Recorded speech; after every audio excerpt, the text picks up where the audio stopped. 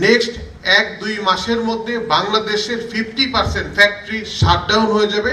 10 কোটি টাকা gas bill দিতে হচ্ছে গ্যাস ব্যবহার না করে। সরকার বলে দিতেছে 7 তারিখের মধ্যে বেতন দিতে হবে, না হলে অ্যাকশনে যাবে। তাহলে একজন শিল্প মালিক যদি তার শ্রমিক কাজ না করে প্রতি মাসে 15 কোটি টাকা আমার মতো ফ্যাক্টরি কোথা থেকে দিবে? আমরা কিন্তু গত 5 মাস 6 মাস যাবত আমার ফ্যাক্টরি শ্রমিক বসিয়ে বসিয়ে বেতন দিচ্ছি। গ্যাস কোম্পানিগুলো তারা গ্যাসের যে দাম তার থেকে পালস মিসিংয়ের নামে অনেক বেশি গ্যাস বিল নিচ্ছে গ্যাস সাপ্লাই না করে। সেখানে আমার মতো ফ্যাক্টরিতে 10 কোটি টাকা গ্যাস বিল দিতে হচ্ছে গ্যাস ব্যবহার না করে। আমরা গ্যাস না পেয়ে বিদ্যুৎ লাইন আরইবির লাইন আমি সংস্থান করলাম। সেখানে বর্তমান লোডশেডিং এর পরিমাণ 7 ঘন্টা। একটা ফ্যাক্টরিতে প্রতিদিন 6 থেকে 5 বার বিদ্যুৎ চলে যায়, এভারেজ 7 ঘন্টা গ্যাস কারেন্ট থাকে না। তাহলে আপনাদের মাধ্যমে আমরা জানতে চাই কিভাবে বাংলাদেশের আমরা শিল্প মালিকগণ সামনে টিকে থাকবো।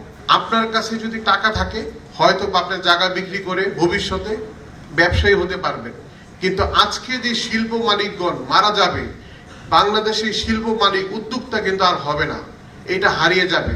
আমাদের জনাব প্রেসিডেন্ট সাহেব কিন্তু একটা কথা বলেছে যে 71 সালে বুদ্ধিজীবীদেরকে খুঁজে খুঁজে মারা হয়েছে দেশের ভবিষ্যৎ নষ্ট করার জন্য।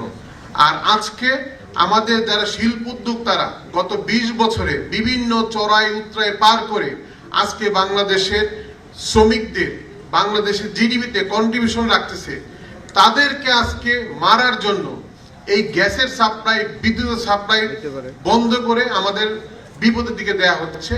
একবার যদি এই শিল্প বন্ধ হয়ে যায় তা চালু করা সম্ভব হবে না। ব্যাংকের ইন্টারেস্ট রেট আজকে 14%, 15%, যে জায়গায় আমরা আগে 2 থেকে 3% দিতাম। তাহলে আপনারাই বলেন যে কিভাবে একটা শিল্প মালিক আর বাঁচবে যদি এইভাবে চলতে থাকে? আমি মনে করি নেক্সট 1-2 মাসের মধ্যে বাংলাদেশের 50% ফ্যাক্টরি শাটডাউন হয়ে যাবে, তা আর জীবনে খোলা হবে না।